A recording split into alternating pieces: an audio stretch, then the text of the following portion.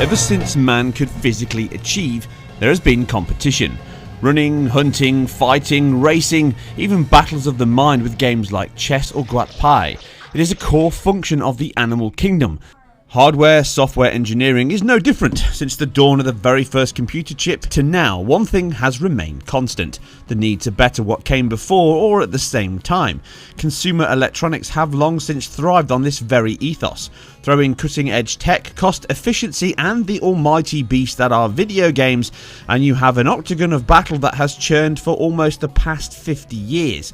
But in that short time we have seen some monster battles. Here I dive into the hardware and software of one such battle. Known to us Europeans as one of the biggest battles and certainly the first of the 16-bit era. Using real hardware I will dissect just what made these machines tick, how and why they targeted the same market with such opposing and identical paths, and the most important question of all: which one was the best, using real games and software in a titanic head-to-head? The Commodore Amiga versus the Atari ST were and are the bitter rivals. Now, I will not dive into the history of the machine's creation, companies and birth. YouTube and the internet as a whole are flooded with videos that vary in detail and accuracy. Instead, just the core facts, starting with the Atari ST.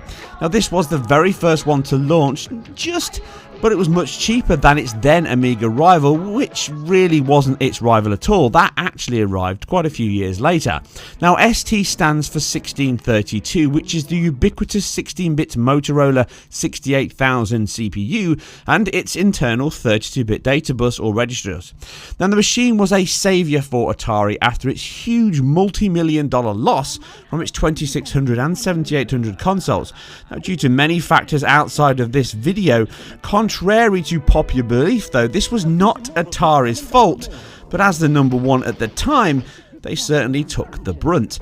The almost instant death of consoles made these machines the leper of society and corporate investment, but home computers had been gaining more and more ground. Now, the ST was the palate cleanser that Atari needed: powerful, adaptable, sleek and relatively cheap. But this was not Time Warner's Atari. This was the C64 leader's Jack Tramiel's Atari. So this new path suddenly makes a great deal of sense.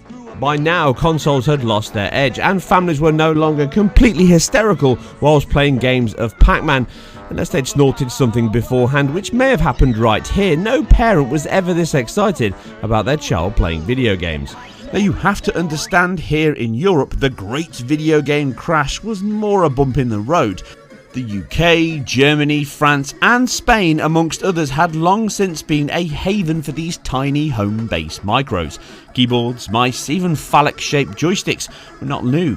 Launching a more powerful 16-bit machine was not really a revolution, merely an obvious step forward. Costing less than £750 or around $900, it was far from cheap.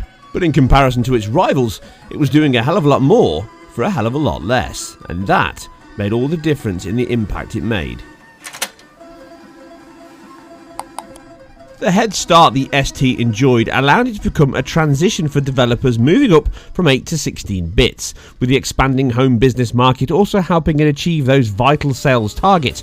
The swathe of new owners flocking to the ST were interested in this and how it played games and those other benefits of MIDI sequencing, something which a huge gaggle of bands from Depeche Mode to Fatboy Slim used in excess.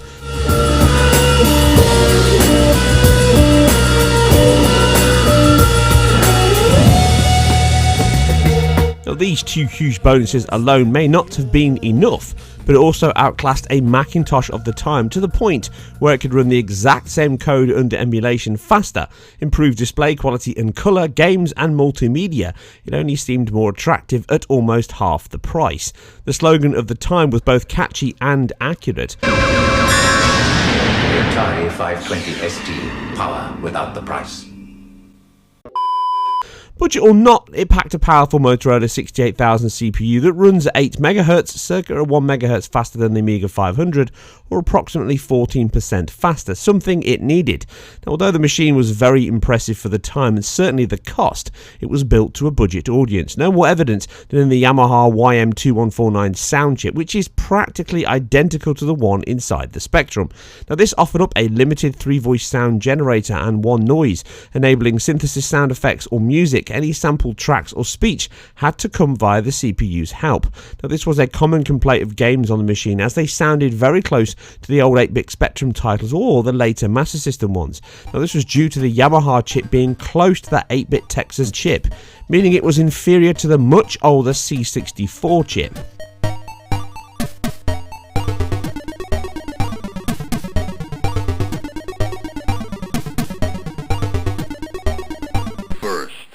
There was menace.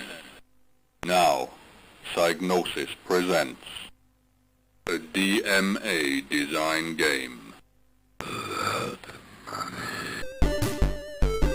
Now, it doesn't mean the machine could not produce some excellent soundtracks. Demos for the machine can offer high-quality 4-channel stereo playback. Using a simulated PCM sample technique, it reached beyond its level at times, but sadly, due to the need of the CPU to produce much of this, the best quality ones resided within demos or title screens. The actual games themselves had to balance the use so as to actually run the game.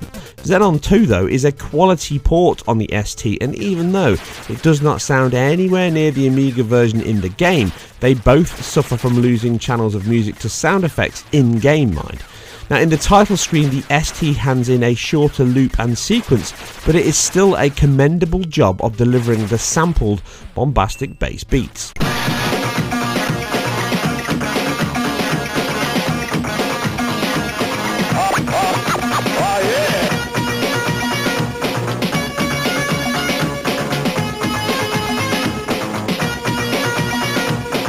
Now, it did have some custom chips of its own. These extra chips are not co-processors though, like we have in the Amiga. They are instead functional chips that are required to work with others to create anything at all. The shifter is the visual display, walled off in a tin box surrounded by resistors, able to shift graphics crafted across 4 planes, which are stacked on top of each other to create the final pixel output, depending on the resolution. Now, this is handled over 3 resolutions that range from 16 to 4 colours, or the monochrome display for the highest. Now, games tended to run in the low 320 by 200, which offers 16 colours, or the medium 640 by 200 mode, which offers 4 colours. And it can be chosen from the GEM user interface or via the games themselves. Now, it allowed the ST to pull the video data to screen from RAM into its 32KB memory block using the DMA channels, freeing the CPU up having to push it through. But this was all handled within the machine's 4 clock cycles, which shared access to a single block of memory to be evenly split, 2 cycles for each. The MMU, or the Memory Manager Unit, controlled access to RAM for all devices and would balance out the odd and even cycles to manage the contention via page table mapping. Followed by the DMA channels that allowed access directly from the floppy drive into RAM, one of the other rare functions that could be done without the CPU lifting. Now, finally, these are all kept together by the glue, the generalized logic unit, which connects the bus and chips together. Think of it as a bus conductor, similar to the Gary chip in the Amiga. It's not a custom chip, almost a cutback FPGA gate array, simply programmable hardware in software. It all kept those data bits flowing between devices. And this almost completes our tour of the Atari motherboard, aside the ROM, which was used for the TOS operating system and the other Motorola chips, such as the serial chip that handles the MIDI functions. It was a highly functional piece of hardware with low latency and exceptional versatility. It can actually be quicker drawing graphics to the screen than the Amiga due to its memory structure and contention methods. It could turn its hand to many tasks, games certainly being one of them. It was not a gaming powerhouse even at the time, but it was a jack of all trades, and a very good one at that.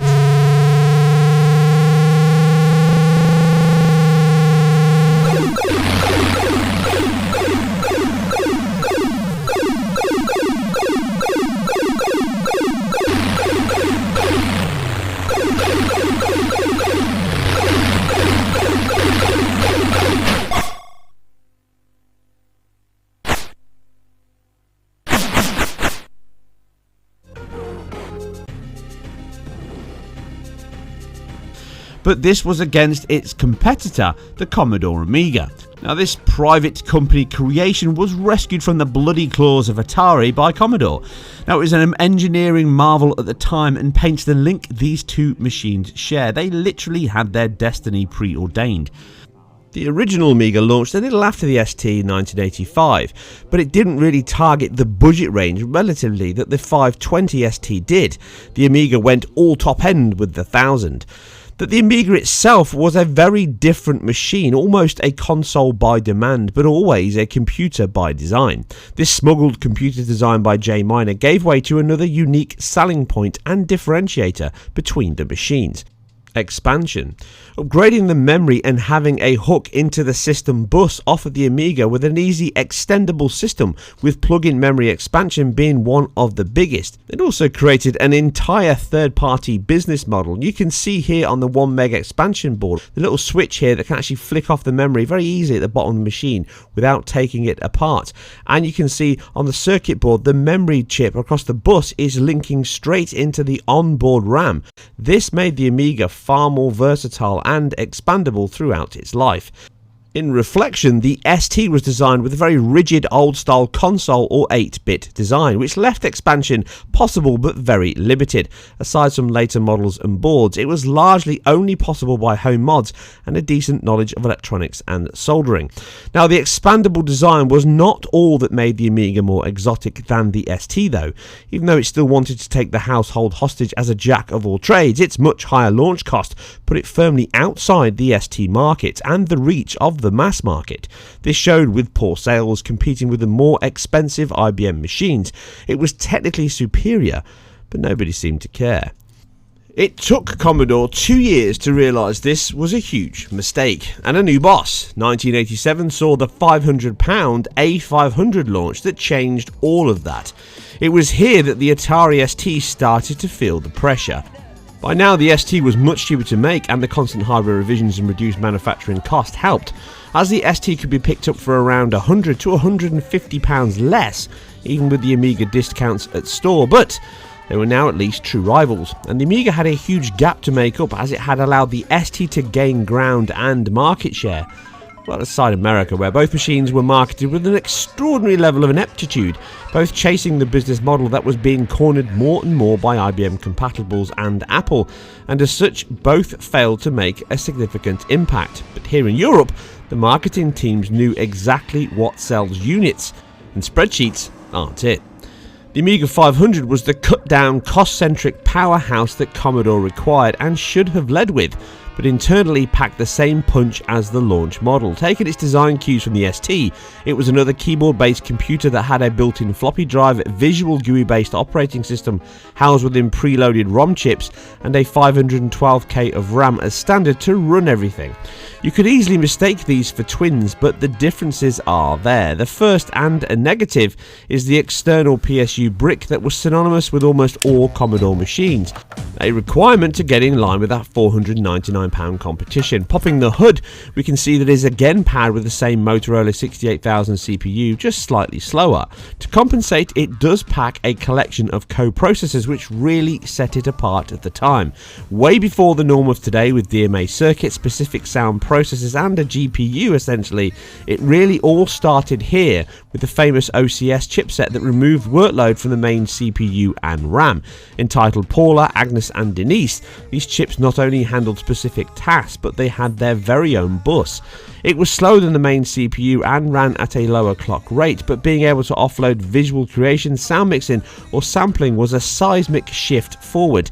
The DMA design went further than the ST. Like that machine, it could pull data straight from the disk into RAM right to the screen buffer, in addition to 8 hardware sprites, something the core ST did not have, relying on software sprites instead. The Amiga was far more versatile across its multiple planes. The Copper, another co-processor, enabled dual resolutions within a single display, used in Workbench, and was something PCs took years later to achieve. It could extend the machine's sprite count by moving sprites that had been drawn already around the screen as they tracked the beam of the display, using V-sprites, virtual sprites, which removed some of the restrictions on sprites by having bigger sizes and even different colours than the original base they came from. Its use was exhaustive, and common Amiga effects such as the raster bar are possible due to this processor. It could easily mix video footage with graphics, something which made it a favourite for TV studios and visual effects artists. Huge shows such as Babylon 5 implemented many effect shots with it. Even Jurassic Park used to help it to shape the revolutionary CGI effects that film ushered in. This was all housed inside the Agnes or Fat Agnes chip, which policed memory for the entire system. The blitter, which was also contained here, was a multi-purpose tool used to drag and draw windows around the screen with ease in Workbench, completing the hardware sprites to push the action even further. With bobs, blitter objects, almost perfect for line drawing and then filling the polygons. This took even more strain away from the CPU. Sounds very familiar and modern, I know. Now, the copper could control and work with the blitter and others to maximise the potential. Sadly, not every developer could or indeed did use this to its full potential, and this is to be expected as much then as now. Now, sound was an equally huge leap forward, offering 4-channel 8-bit sampled sound thanks to the Paula chip that could run in parallel with the CPU. It handled floppy disk access and I/O functions, but the core purpose was to provide sound quality that simply was not possible before this on home machines. It took PC many years later with sound cards finally catching up to this level.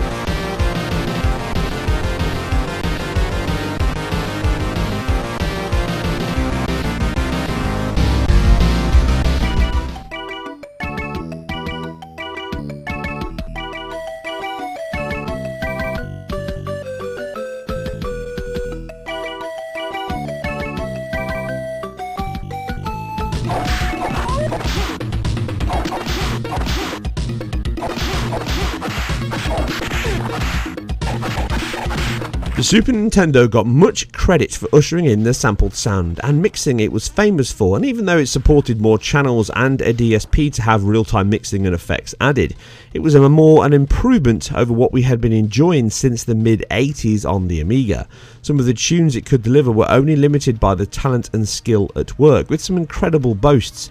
7-channel music and a little help of the ST and Jochen Hippel's coding skills, all within reach in the Turrican 2's famous, technically advanced and one hell of a great sounding and playing game.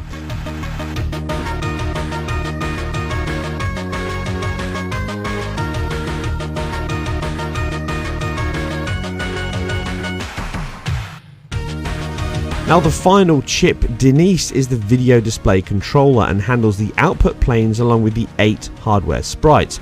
And like all of the chips, it can work with and be controlled by the copper, which offers up the huge range of tricks the machine was known for, such as the EHB, extra half bright and ham modes, hold and modify, performer, similar to the Mega Drive's shadow and highlight mode, giving a higher output, and the later offering the full 4096 colour palette over the display, presented the flicker on screen when it did, but many applications could use this with the copper to have the ham mode alongside a high-res mode such as the Lux Paint.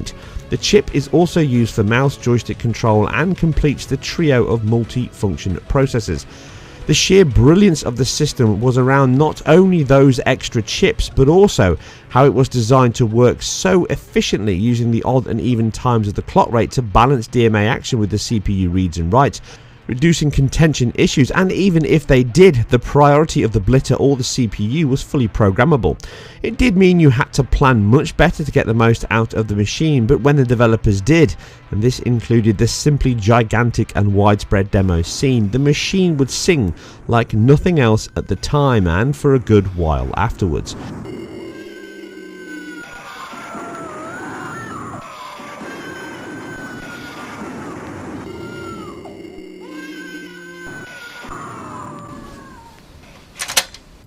Now, both of these machines shared another unique and blooming step forward, a graphical user interface or GUI. Now, the ST launched first, but it did not have enough time to create and brand a new operating system from scratch alongside the hardware itself. So instead, they went to another firm, Digital Research, and licensed their GEM GUI.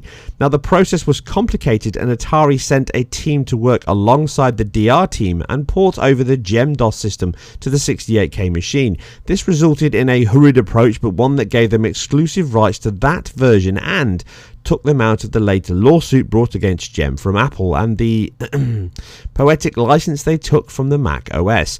Now, the original plan was to license the older CP/M OS, but during that time, the newer disk operating system, Gem-DOS, was in development, so this became the focus for the joint Atari team. It housed more than just the green interface that the ST was famous for. This handled icon and menu-driven functions alongside a mouse pointer vector and raster drawing, in addition to being able to run certain programs contained within the GUI. This, the most famous part, was only the surface of the TOS system that included the DOS base that it ran under. Now, this gave a large disk size, something which could cause problems over time, but it could also read MS-DOS disks natively, as could MS-DOS itself, and Windows still can. Then we have the BIOS and X-BIOS that handles all the hardware drivers and I/O. Games and any non-GEM compatible application were all coded for. These are the PRG or TOS applications you can see when you insert a disk after the machine has booted up, or the disk has no boot sector itself contained for the 68K to jump from. It could even handle virtual devices, memory addressing, and a form of SCSI that hard disk could use with a FAT16 address space. It could boot into this instantly. It came on a floppy disk at the start due to bugs, and the size of the operating system was still in flux after launch, but a few months later much of this had been resolved and it could now fit into the 192KB ROM that most versions of the machine and later models all came with. This meant that upgrading your operating system required you to remove the ROM chips. Makes Windows seem much simpler now. The operating system itself was not multitasking like the Amiga. It could run simple apps within the GUI and it had a contiguous memory structure, but it was not a true multitasking operating system until the 32-bit machines launched at the end of the Atari journey. Now, this shipped on a home computer over 3 decades ago, and yet it still all feels instantly familiar now. Icon-driven destinations, mouse pointer control, cascaded menus, draggable and expandable windows. For all the evolution we have had, operating system front ends have not changed much at all.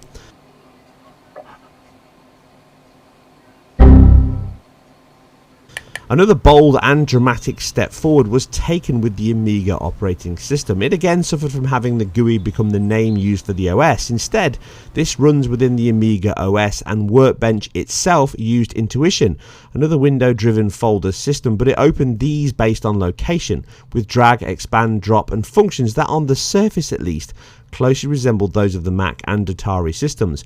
Now, this was not the full story though. It could support multiple resolutions within one screen, run multiple windows, screens, and thanks to the exec kernel and linear memory structure, it was the first fully multitasking operating system available, allowing multiple applications to operate, use, and share resources and memory. The IRQ, address space, etc.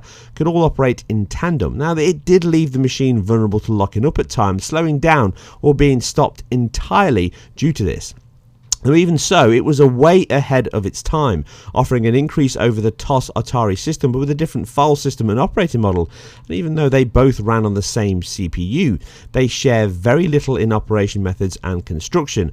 Now, both machines ran under a 68K CPU and obviously supported 68,000 assembly language, which was used predominantly in many demos and games, but it also handled BASIC and C languages as well, and many titles on both machines could be compiled down to run on these machines. This was the level of extracted software layer. It wasn't as if people weren't writing in a higher level of language, and BASIC was essentially a much higher level than what C offered. Now, that iconic hand holding the disc icon is forever etched in my mind, and I'm sure many of you watching this video. It signified a huge leap forward in technology, creativity, and adventure that lay beyond its beckoning design. So many memories of clicking in a disc and that palpable excitement as it whirred away, filling the RAM with delightful sounds, visuals, and enjoyment. The future of home computers.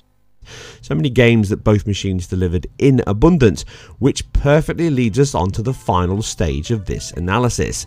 But you'll have to return next week in part 2, as I think 25 minutes is enough of this information in this video, which I've condensed and cut back as much as possible to make it enjoyable but flow. And you probably learnt more than you think after watching this video, or you may have reminded yourself of the treats these machines offered up. Anyway, you guys and girls take care, and I hope you enjoy this new direction and this deep dive into some of the greatest machines we've ever seen. Join me for part 2 next week, where we get into the games and where things really get interesting. But until then, keep it deconstructed.